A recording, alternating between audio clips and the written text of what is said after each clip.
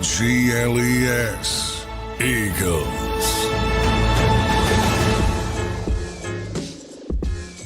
Welcome in, everybody, to the JAKIB postgame show. The Philadelphia Eagles finished the preseason 2-1, and I'll cut right to the chase. That was some of the ugliest football I've ever watched. I apologize for being late on the postgame show.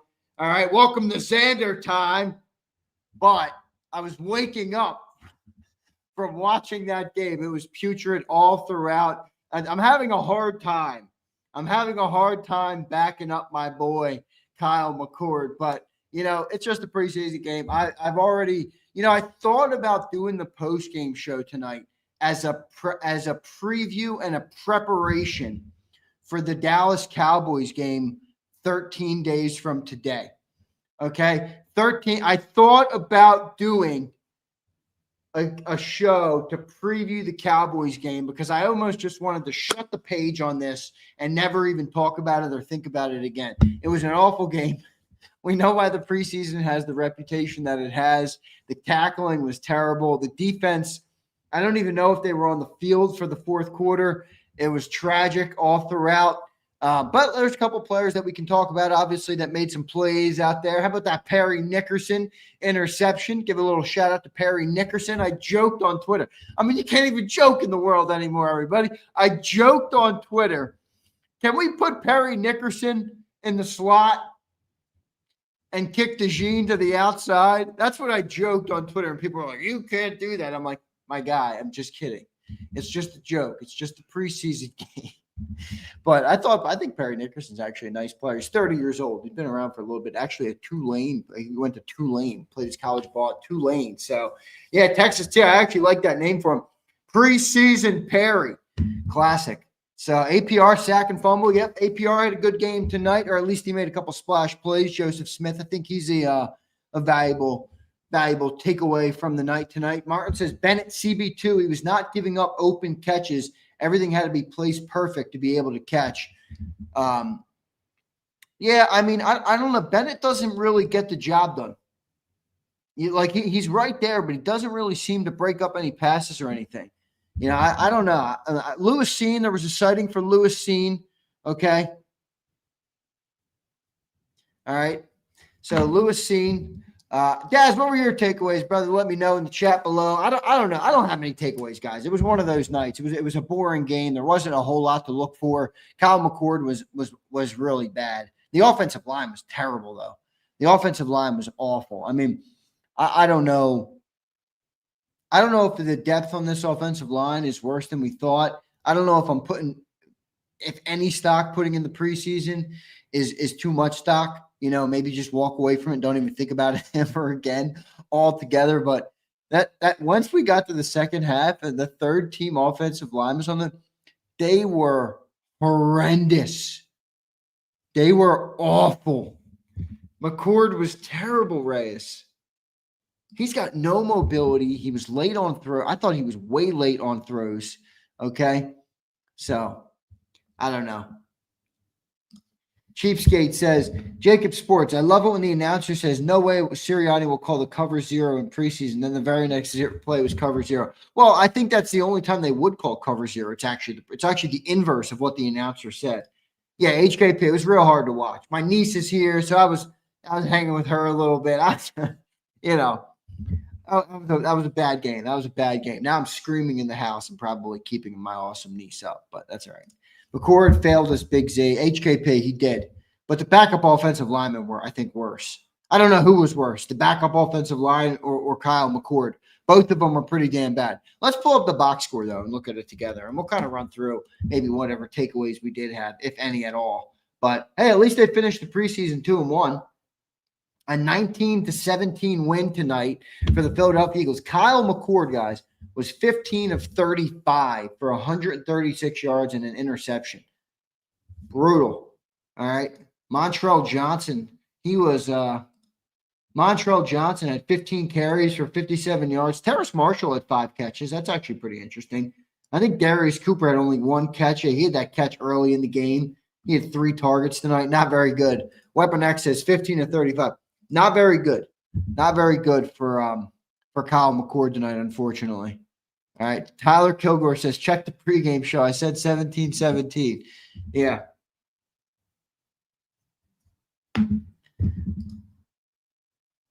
I agree. Kilgore, pretty good. Pretty good by you. I'll pull up the box score for everybody.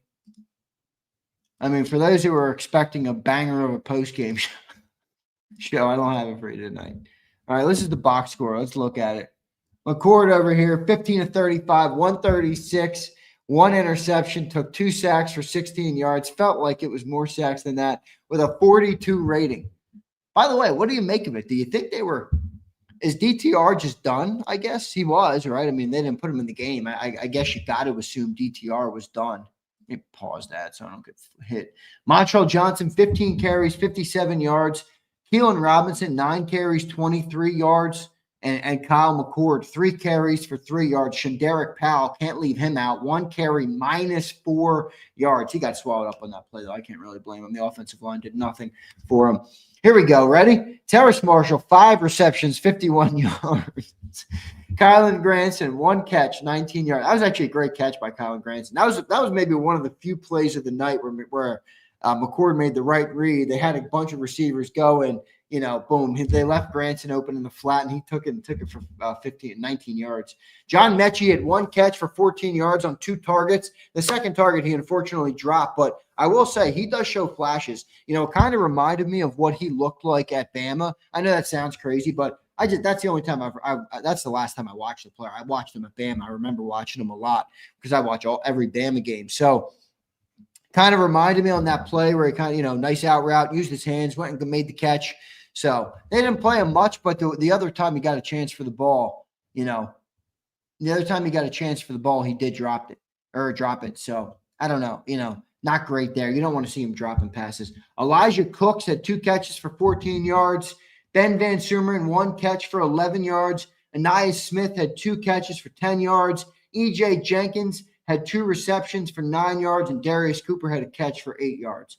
So really a pretty ugly night. Mac McWilliams recovered a fumble. All right. I believe that was the fumble that what's his name forced? APR forced? APR had a sack.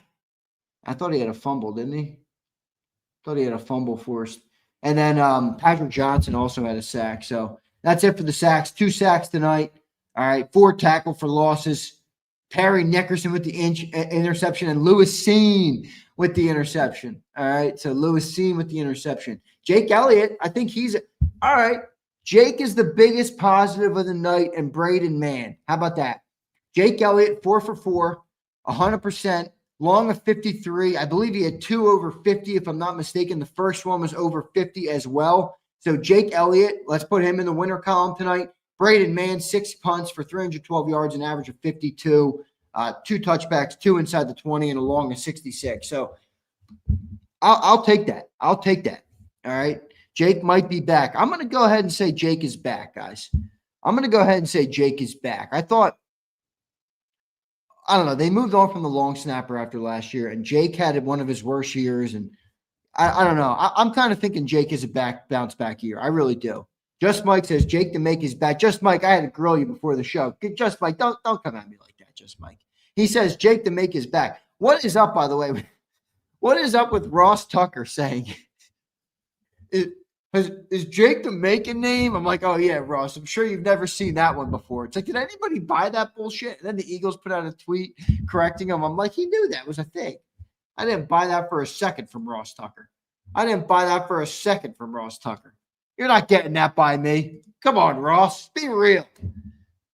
We'll call him Jake the Make. Dude, they've been calling him Jake the Make for like 10 years. What are we talking about here, Ross? So, Jake ain't shit. Let's see him make. Lamar, did you watch the game? He had 2 above 50 tonight. He was 2 for 2 for over 50 yards. Come on, man. Come on, Lamar.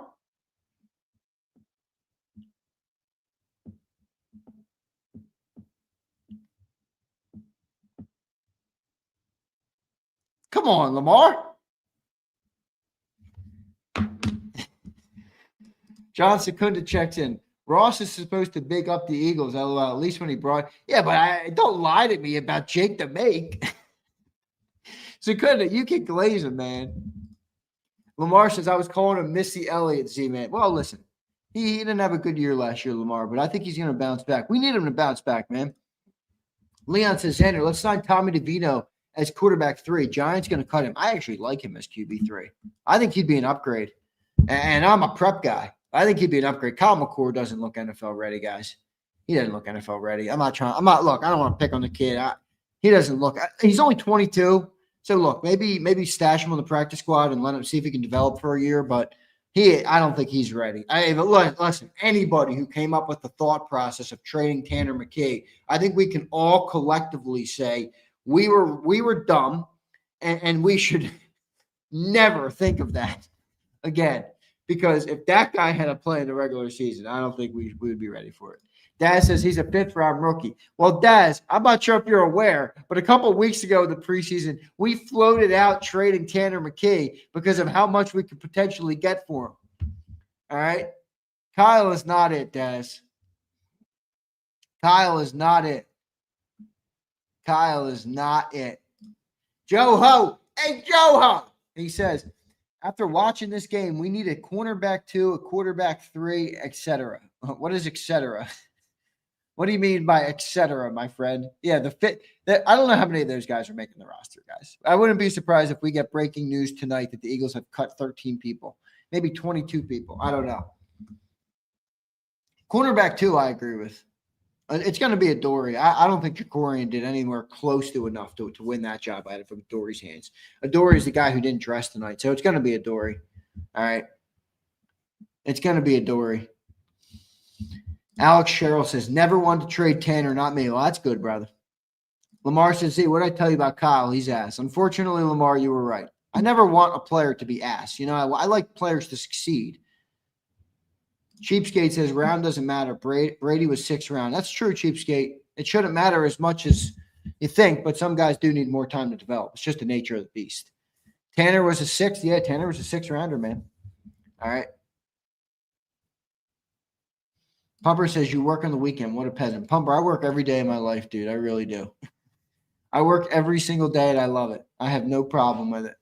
Sometimes if I'm not working, I feel bored. I feel off. I feel like I'm not, I don't know. I come outside and you clean up. You do some things. You get your hands wet. You do some, maybe do some hobbies, and then you're like, all right. Lamar says, I saw your bullshit tweet today.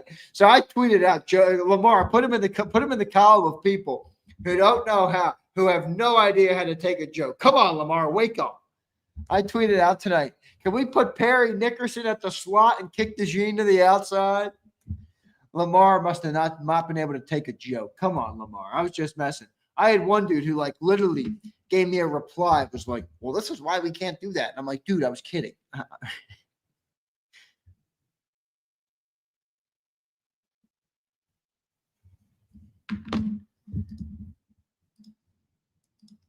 Xander, what do you think about Mac McWilliams? I actually like him. I mean, he's a 5th-round player who I think has showed a little bit more. He got beat a couple times tonight, but you're going to get beat. I mean, that's the NFL. So I don't dislike him, Ben. We have a better shot getting Danny DeVito over Shedeur. I don't know. I love Shedeur, Leon. I actually like him, but do you see the video of him at the preseason game for them tonight? I don't know if that was tonight or another night, but dude, that kid's a star. That kid's a big star. That kid is a big star. Wonder who win a job tonight. I don't really think anybody. I really don't. I don't think any of the fringe players that we talked about coming into the game really did anything. I thought the backup offensive lineman looked awful. Every last one of them. Every last one of them. Trevor Keegan is terrible. Trevor Keegan is an abomination. That guy can't block a traffic code, unfortunately. This preseason was ugly. Leon, it actually wasn't. Preseason game number 1 was electric. Remember how fun the postgame show was, Leon, after preseason game number 1? We had a lot of fun. That was epic. Tanner McKee was slicing and dicing. Johnny Wilson had 80 yards. Preseason game number one. That was Darius Cooper's coming out party. That was like a fun game. That was a fun game. This game was a snooze fest. I'm still waking up. Sig Lord says Darius Cooper just disappeared. He did, but dude, do you blame him? Is it him or is it the shitty O-line and the quarterback tonight? Mahil says, what'd you think of Tooth? Not very good. Brett Toth is horrible. I agree with Lamar. He says Toth was horrible. Bando says, what did you think of Patrick Johnson? Has to make the roster. I don't think he has to. They cut, remember, Bando, they moved on from him last year.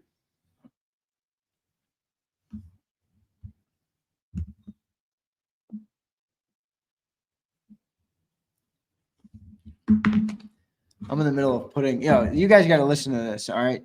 I'm in the middle of putting out like 4 different personal fires tonight.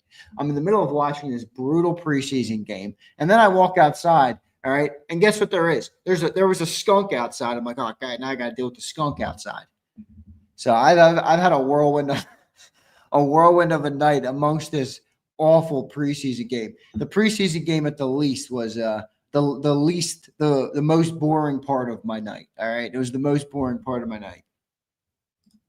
Ethan says, great practice for Jake today. Oh, and you told me to put on a shirt. I put on a Hurts jersey. Nice, Ethan. Looks good, brother. Banda says, I agree. Patrick is a fringe player, but the consistency of making plays when he gets hot has to turn heads. Bando, I actually think no, it didn't spray, guys. And Keith, you don't really deal with a skunk. All right? I didn't really deal with it. I just kind of monitored it. All right. I kind of stood guard so my sister could move behind me, all right, and get what she needed to while the skunk couldn't attack. And then I removed myself from the premises. Yeah, you don't really do much with them. You ignore them is exactly what you do. But they're weird. They're a weird animal. They don't care. They're very unfazed because I think they know they can just turn around and spray you and you're cooked. You're cooked. So, yeah. So I told you guys, I'm not down in Cape May. This house was rented for like 6 or 7 weeks, I think. The renters left so much trash, and that's why. It was ridiculous. I don't know who do you guys do that when you rent a home or rent a place or go to a hotel or somewhere? You leave and you leave it disgusting and trash. I just don't get people like that. I don't get people like that. Don't you have any regard for life and things and care and taking care of things and treating things with respect and dignity? I don't get that. So that's where that came from. All right.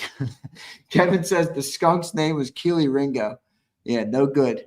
No good, Kevin. Kevin, I will name he's been here the last couple nights, so I will name him Keely Ringo. Unfortunately for Keely. DS, I saw this, dude. He says the Prep lost a 28-0 lead with 4 minutes left in the third and lost 31-28 on national TV. That was better football tonight than the Eagles were. All right.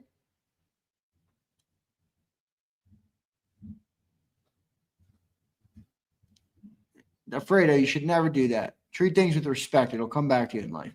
Leon says, I don't want to get ahead of myself because tonight was a snooze fest. Thoughts on going after I don't want Anthony Richardson. Leon, why do you want Anthony Richardson? Well, what do you think he is going to add to the Philadelphia Eagles that you can't get in a 5th-round draft pick next year? I don't want that. That's a headache. That's a headache. That kid he doesn't seem like he's built for the NFL. By the way, he doesn't really have a whole lot of experience. I think he played like 11 college games before he got drafted. He was really drafted way too high. They did the player dirty. They put him in a bad situation. He hasn't handled it well. The whole thing spiraled. It's just, no good. No good at all.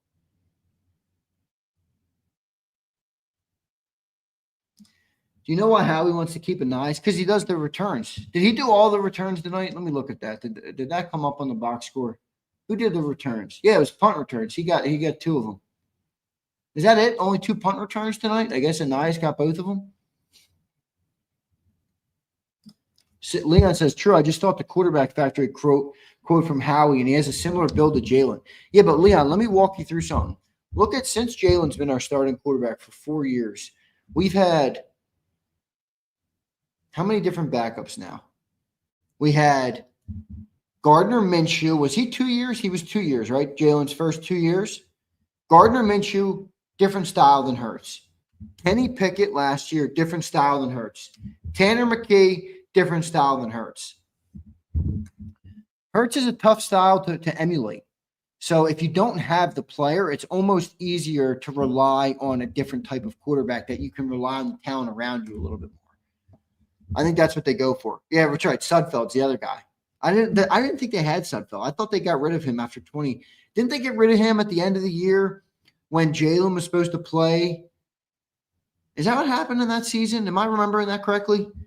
Isn't that when we played Sudfeld? Jalen was supposed to play that game, the 4-win season, and we played Sudfeld to lose to the Giants or something like that.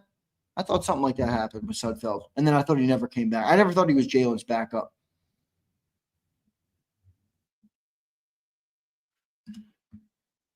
Yeah, I thought I remember that correctly, Michael Naylor. Thank you for being here, brother. Mahil says Hurts' X factor is that he's a great student. I think that's a great – Mahil, I actually think that's a great trait in life, all right, to be able to be a student and to be teachable and to learn things and to, always keep your mind open. I think that's a great trait of it for anybody in life.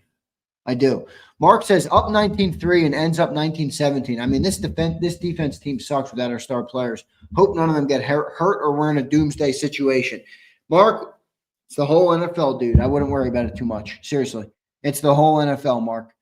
You put the amount of starters that they did on the bench tonight. I mean, Adoree Jackson was on the bench. Jahad Campbell was on the bench. Everybody was on the bench tonight.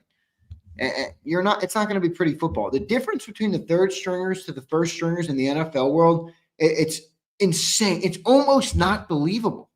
Like you would almost say there's no way the third string, who are still NFL players, who still are the 1% of the 1% of the 1% of football players who have played their entire life, they're still that impressive that they made to the NFL, and they're still that far off the first stringers. It's a completely different brand of football.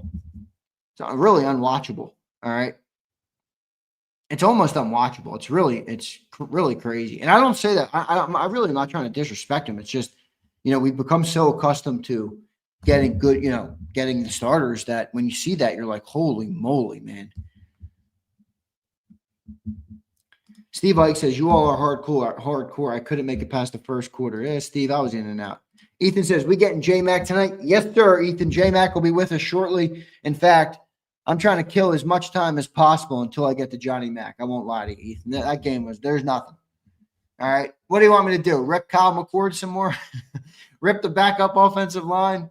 I got to give Kyle McCord some slack because he's a prep brother. I don't want to crap on a prep brother.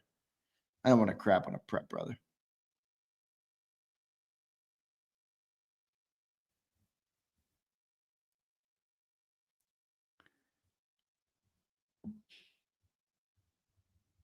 One sec. Dia said Sudfeld played and lost. I think that was the final straw for Howie and Doug. Well, I don't know who did that. I don't know who told them to do that. Bandit says, Zander, appreciate the dedication you have for us dedicated Birds fans. Thank you, brother. I appreciate that. I appreciate you as well. He said, who's your top 5 favorite Eagles players of all time? That's a loaded question for a preseason postgame show, Bando. I'd have to think about that one. Off the top of my head, though, I think Jalen's already catapulted himself into that conversation. 2 Super Bowl appearances, 1 Super Bowl win, 8 All-Pro team, second in the MVP voting. I think he's one of the most accomplished Eagles quarterbacks already in 4 years, which if you think about that, is just insane.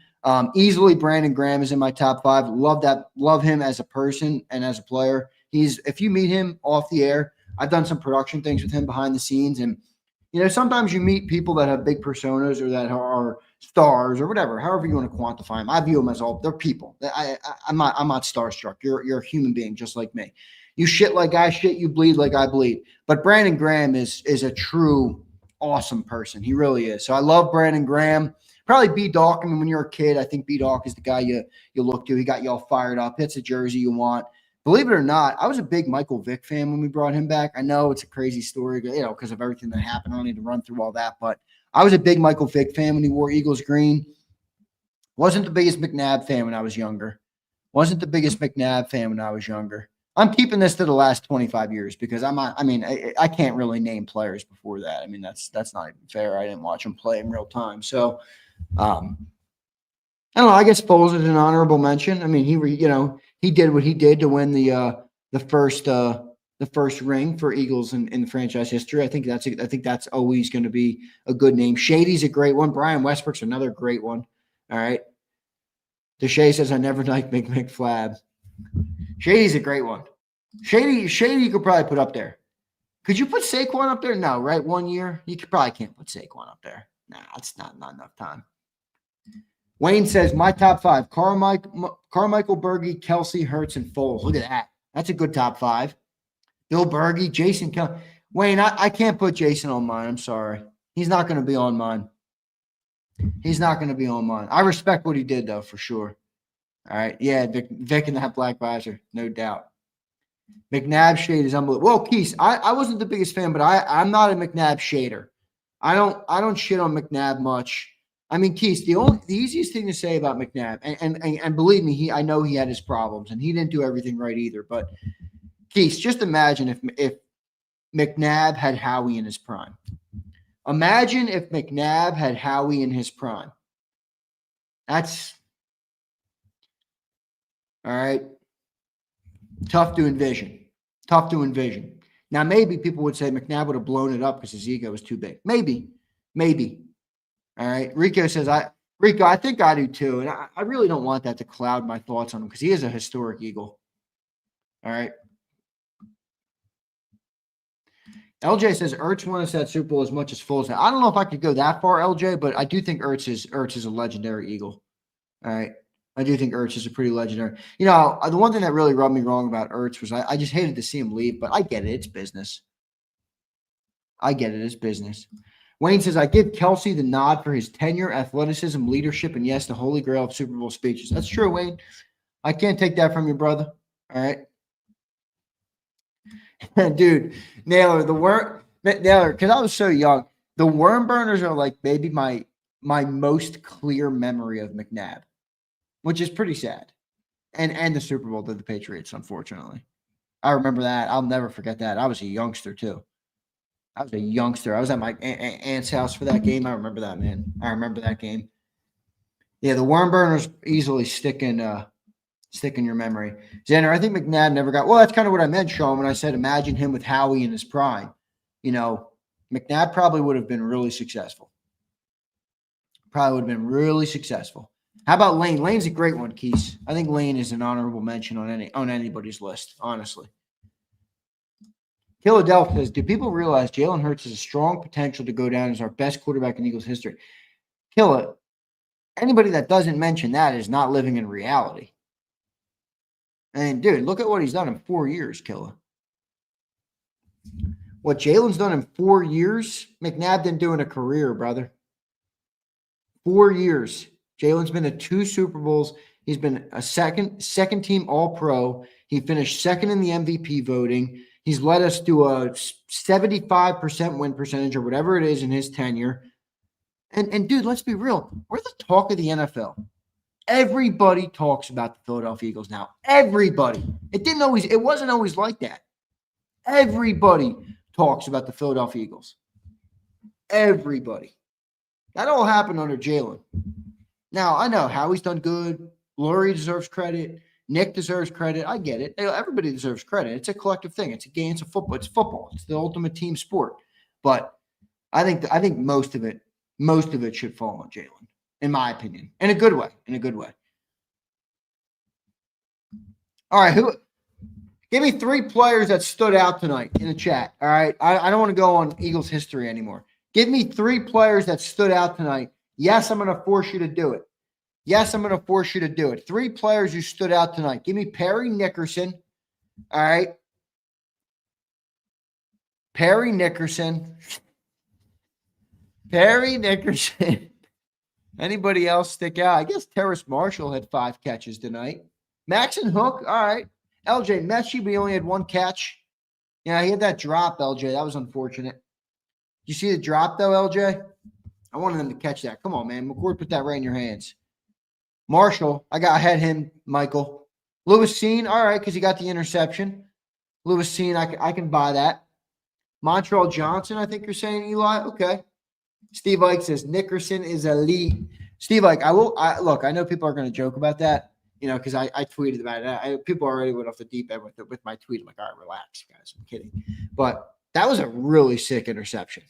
Like, I was like, oh, nice. Like, that was a really good interception.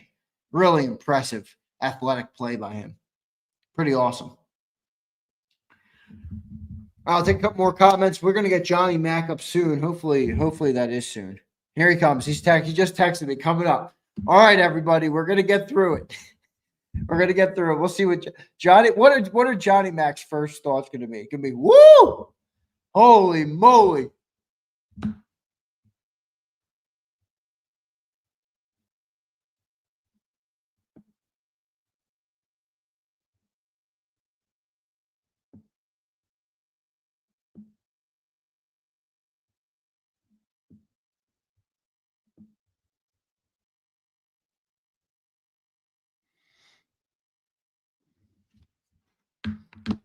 Yeah, that Nickerson pick was awesome. It really was. It was great. Bando says, what'd you think of Ja'Cory Bennett? I thought he looked a lot like a Dory with his soft coverage. Maybe it's a Fangio thing. Yeah, I mean, I don't know. I mean, he's always seems to be right there, but he doesn't always. Oh, he doesn't make the plays. He doesn't make the plays. So we'll see.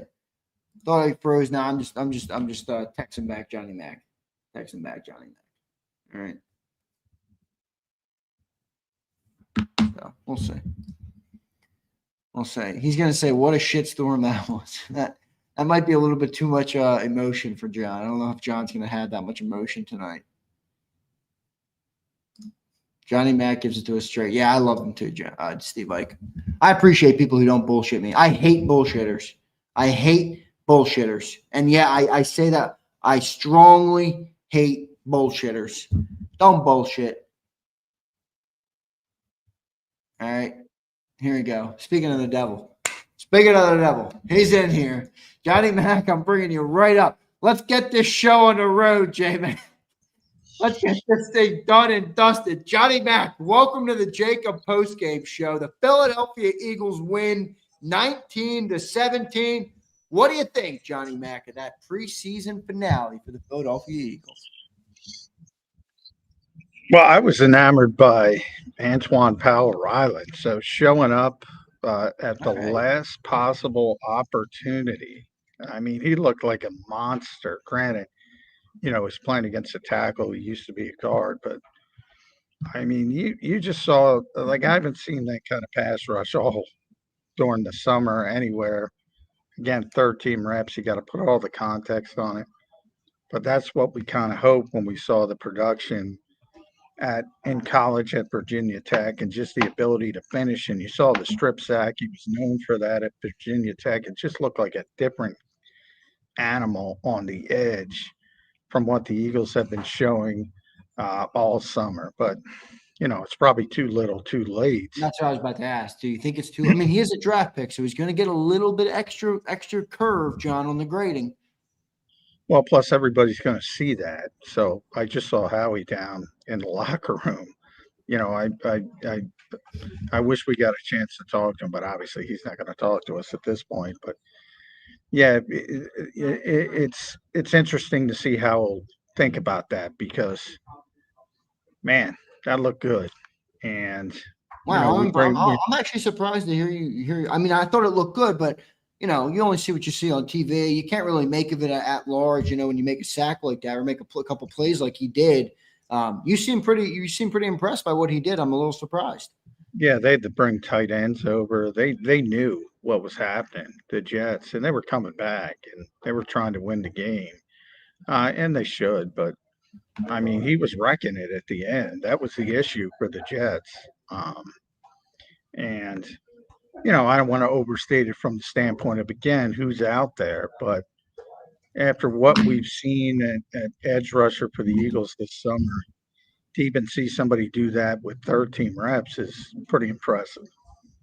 Yeah, no doubt about it. Good stuff, Johnny Mack. John, any other players stick out to you? I think that's a positive for APR. We'll see if he sneaks in on the roster. It's going to be interesting to see. I don't know what that would complicate. And I guess would it be, real quick before we move on, would it be between him and Patrick Johnson? Or what do you think about that at back end of the Patrick played well. Patrick played well too. I think it's too little, too late. I think it's more the practice squad. My main concern with APR is losing him on waivers, but sometimes there's not much you can do. But the the larger volume of work throughout the summer is just not there, I don't think, for him to make a run at the roster. But, that's what you want for guys, who are on the back end of things. You want them to at least make your decision a little bit more difficult and at least make you think a little bit. And I think he was able to do that. Well, And it was a we'll see. six-round pick. No, are we grading him too harshly on the beginning of the preseason and the beginning of training camp? I don't think so. I mean, he didn't even graduate to get second team reps in training camp. So, Right. So from that standpoint, obviously he was not doing the things that he needed to get to that level. You look at somebody like Darius Cooper, who was, and you see him get elevated to second team and then even first team reps at times. Well, when the injuries took over. So you didn't see that kind of thing from Powell Ryland along the way. But then at the very end, you're like, all right, where was this? Where was this? It's frustrating in a lot of ways. You think he makes the team or no? What's your gut? No? No. No. Can't make the team on one quarter in the fourth quarter of the preseason game. But and it was more than that because he had two rushes early. Then he had like 5 or 6 pass rushes in this game that were just like the best of the summer for the Eagles. Now again, it's against third team guys, sometimes fourth team guys. So, but you didn't see that from anybody else. So if they keep 5 edges, who's the fifth? Obo, Patrick, APR. Well, it's not going to be APR, so I don't want to overstate it. But again, you got me excited, John. Well, you can't just grade off one, preseason game. Well, we were joking, John, before you got here because I was doing a post-game show, and I'm like, all right, guys, I'm out of shit to talk about. That game was brutal. I can't wait to hear what John's initial reaction to that shit show was. And I thought it was going to be pretty like, yeah, that was a brutal game. And you came in hot on APR, so I'm thinking, oh, my goodness, APR is making moves out here, baby. Well, he did a great job tonight. He really did. So, but he didn't do anything the rest of the summer. So it's hard to just say, all right, he's figured it out. It would have been nice to see him have this kind of performance against Cleveland, maybe. And then they would have said, all right, let's take a look at him with the second team. But they didn't get that opportunity. So who do you think will be the fifth? Yeah, Patrick Johnson probably deserves it, who played well again today, Mr. August. I'm not even sure if Azeez Ojulari should make this team, but he will. Still some of the issues. I hope they get to work with Antoine Powell Ryland. I think they will on the practice squad, but we'll have to see how it shakes out. Yeah, we'll see. John, what'd you think of the offense tonight? Kyle McCord, offensive line, and none of them look good, John. Where'd you diagnose the problem? Typical Eagles, I think they look good running the ball. A lot of inside zone early with Montrell Johnson. There were some nice runs, throwing the football, bunch of drops. So, I mean, Kyle wasn't accurate. I don't want to say he played well. I was surprised. I just asked Nick why he played the whole game and no DTR. But, 15 and 35, 136. And, seeing Tanner McKee today, it doesn't look like he's going to be ready for week 1. So all of a sudden, you gotta really hope Jalen Hurts stays healthy. Why do you say that about Tanner? What'd you see from Tanner today?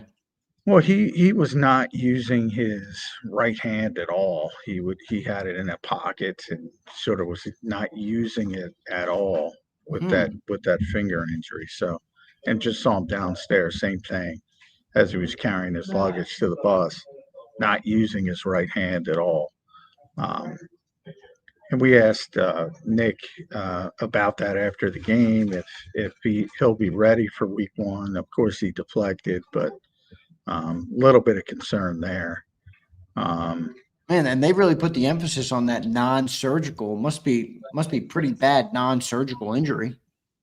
Yeah, well, it's probably broken, but it doesn't need, Right. non-surgery, and it's on his throwing hand, so that complicates And it as when well. did this happen? When did the Tanner McKee injury happen? Was it the beginning of this week? I'd have to look at the timing. I don't have it in front of me, but yeah, it wasn't obvious in a game or practice, and all of a sudden he just showed up on an injury report. So it could have happened in practice, could have happened in walkthrough.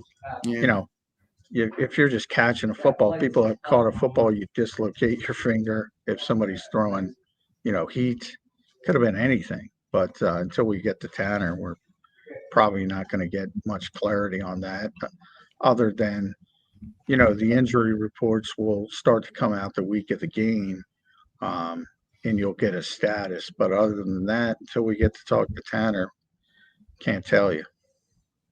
We'll see what ends up happening with that. Could be Kyle McCord as the backup in week 1. John, that depth on that offensive line is not good, bro. At least it doesn't look like it to me. Those guys don't hold up. I don't know. Is the depth in this offensive line not as we thought? I mean, I remember early in training camp, John, you said to me, they almost have too many NFL capable offensive linemen. And maybe that still stands true, but I don't know. Ugly performance from them tonight. What'd you see?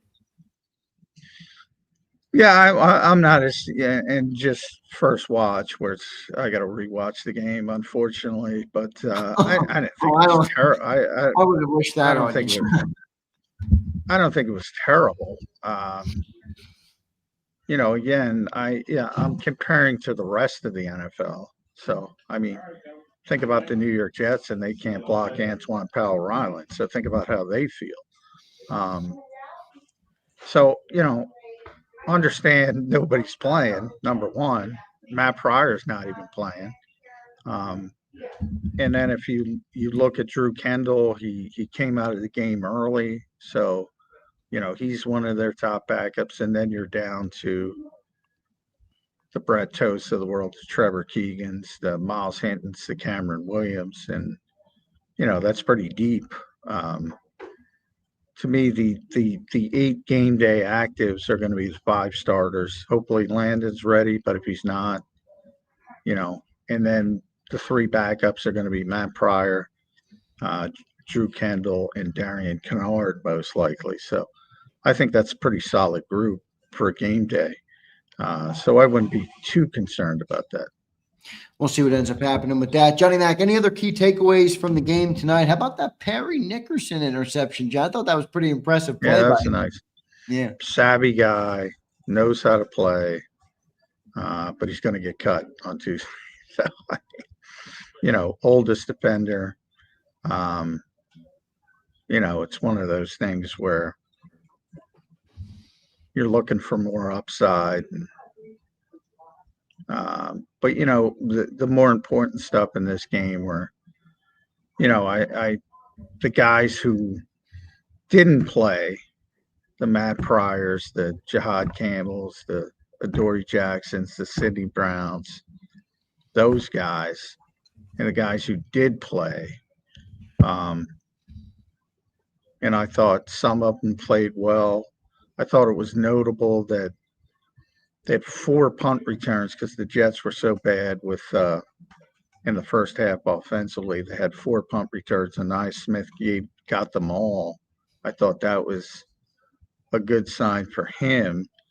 But then as a receiver, he dropped 2 balls at least that I caught. So there's some good, there's some bad with him.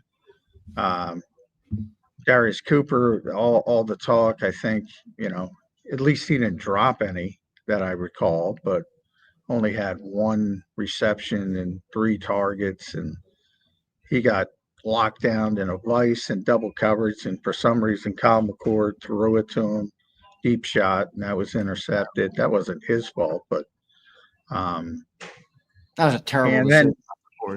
Yeah, it was a terrible decision by McCord. And then Avery Williams, he didn't, because the Jets were so bad, you didn't get to see their kickoff return unit until they started doing some stuff in the second half, and then he got some kick returns, but he's not relevant as a receiver. So kind of murky. If anything, it's murkier than ever at that position. other than I think Anias is going to make the team. Yeah. And maybe, Mechie had the first reception of the game, but then he dropped one. Yeah, that was a bad drop too, man. Right in his hands. Yeah, there were a lot of drops in this game. A lot of drops. Cooks had a drop.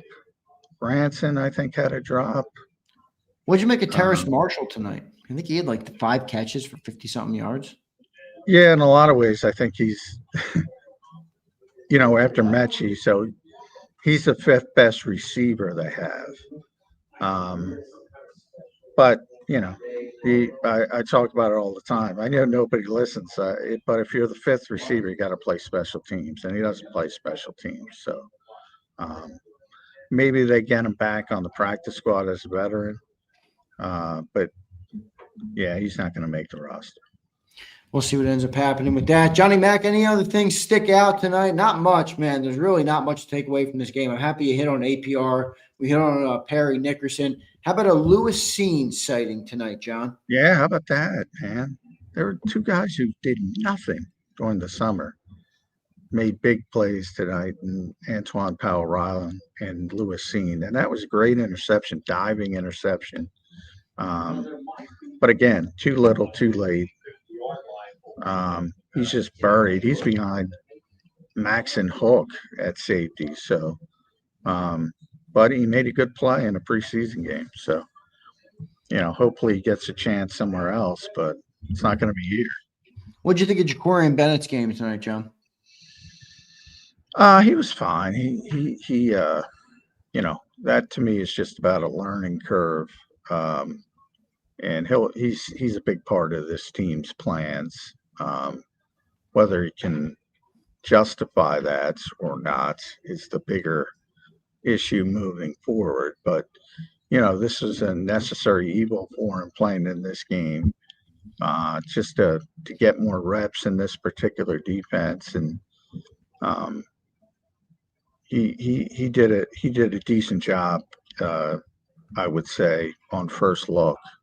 And he'll be more relevant as we get into the season. I think ultimately he'll start pushing Adoree Jackson outside. We'll see what ends up happening with it. Johnny Mac, great stuff. Any final thoughts on the game tonight, brother? Make sure you travel home safely back to the Philadelphia region tonight from MetLife Stadium. I know it's a shit show up there. Not many people at the game. A pretty big snooze fest down. I've never seen this place so empty. So that's a positive in getting out of here. But I one more thing is Byron Young. I should mention him. He was a captain. I think I mentioned before. Vic keeps bringing him up unprompted. Obviously not a lot of guys were playing, so the captains were Brett Toth, who's a veteran, Ben Van Sumeren, Byron Young, and Tristan McCullum. Keep an eye on Byron Young. He might make this team. I think that's interesting. And John, one last comment. Thanks to my boy Mike in the chat bringing it up. Jake Elliott, I thought was a big winner. Oh, he's great. Braden Mannigan tonight was a winner. I mean, he had 6 punts for 50-something average. And Jake. Keelan Robinson was a loser. He lost. Braden Mann had a great punt that was going to put the Jets inside the 5, and Keelan Robinson had no idea where he was on the field, just walked into the end zone instead of downing it at the 1 or 2 yard line. And it was a perfect punt by Braden Mann. But Jake Elliott, I should have mentioned him, 4 for 4, 2 over 50. He had 1 field goal over 50 in the regular season last year. Yeah. Now he was dealing with an injury, some bad snaps from Rick Lovato. But he looks back to himself, his pre-2024 form. So that's a big positive. Yeah, I agree. Definitely a big positive for that with Jake Elliott out there. Johnny Mac, great stuff tonight, brother. Get home safely from MetLife Stadium up in North Jersey. All right, and we'll talk to you on a Monday edition of Birds 365. I got a feeling there might be some breaking news this weekend, but we will see what ends up happening. Johnny Mac, thank you, brother. Good job tonight. Appreciate it. All right, thanks, everybody. All right, thanks, J-Mac. There's Johnny Mac. John McMullen joining us right here on the JAKIB postgame show. Eagles get the win tonight, 19-17. Close out the preseason 2-1, and now all sights shift, guys. I don't want to hear about this anymore. I'm going to talk about it at roster cuts, and I never want to talk about the preseason again. All right, my focus is on 13 days from tonight, when we'll be on this postgame show in exactly 13 days from now, talking about the Eagles beating the piss out of the Dallas Cowboys. Mark my words, that's what we'll be talking about. Exactly 13 days from tonight. To the minute. To the minute. It'll be 11:47, and we'll be talking about it. All right, on a Thursday night. On a Thursday night, after the banner drops at Lincoln Financial Field. That's what I want to start to talk about. All right? No, I mean postgame, Lamar. Lamar, do the math, my guy. 24 hours exactly, 13 times. That leaves you at 11:47 p.m. on Thursday night. We'll be on the postgame, Lamar. Lamar, I know it's late. I know that game was a snoozy, Lamar. Lamar, stay with me, Lamar. Come on, big dog. Come on, big dog. What do you mean postgame? You mean the pregame? No, I mean the postgame. I mean the postgame. Chris says, Bennett was good. Broke up a pass. 2 catches against him. We're lucky. I want to thank Mike in the chat because my brain was blanking. All right. And you helped me out with some key topics tonight for John.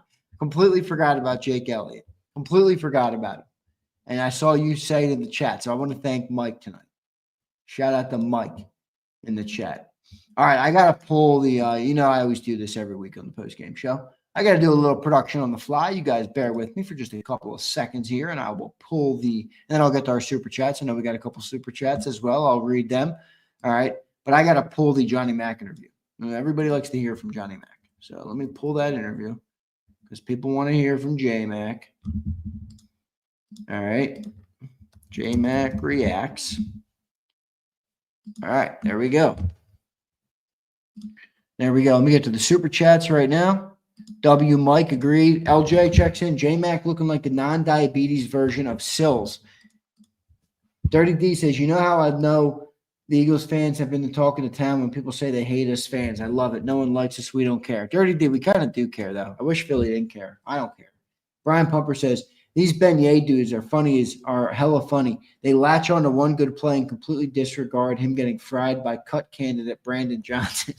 I didn't think he was that great tonight, Pumper. I'm not gonna lie. I didn't think he was like, all right. Siglord, I did clip it. I'm gonna post it tomorrow, bro. I'm gonna post it tomorrow. I just want us to tackle come the 4th. Lamar, I'm with you, dude. I'm with you. Siglord, I'm definitely going to clip that. For those who missed it, Cilio absolutely shredded the Dallas Cowboys today. I said to him, there's something glorious about listening to you rip the Dallas Cowboys. I'm so used to you ripping the Eagles. I just love hearing them ripping at the Cowboys. It's funny. All right. Shout out, Mike. What's up, Fleming? Good to see you, bro. Mike says, opener, Eagles, -6.5, the over 45.5. I'm not a betting man, Mike, but be safe. All right. I think the Eagles -6.5 is a pretty good bet in that game. Professor says, Zander, do you expect any big trades like Gardner Johnson in 22? I don't know. Ethan, I just said it to John. Maybe a trade. I don't know. I'm kind of sensing breaking news coming tomorrow or Sunday. We'll see. All right. Joe said maybe John hit the weeds, and I don't think so, Joe. I don't think so. All right, everybody. I appreciate all of you guys. Great post-game show. Wrapped up the preseason. It's done and dusted. Now we turn our sights to the Dallas Cowboys 13 days from now. Lamar, stay with me. 13 days. 13 times 24 equals just under 2 weeks, Lamar. That'll be Thursday night. That'll be September 4th. All right? So stay with me, Lamar. Stay with me. Mahil says Sills is the king of K5. Yeah, he is. That's true. I'm surprised you know what that is. I think most people, I guess, do. Rico says, what position, Z? For a trade? Edge rusher. Azeez Ojulari's out. Thanks, Andrew. See you soon. Mike, thank you, brother. Appreciate you tonight. All right. Thank you, bro. Fleming says, we have an advantage being wrapped before all the games for trades. That's true. It's true, Fleming. All right, Big Mike. Thank you, bro.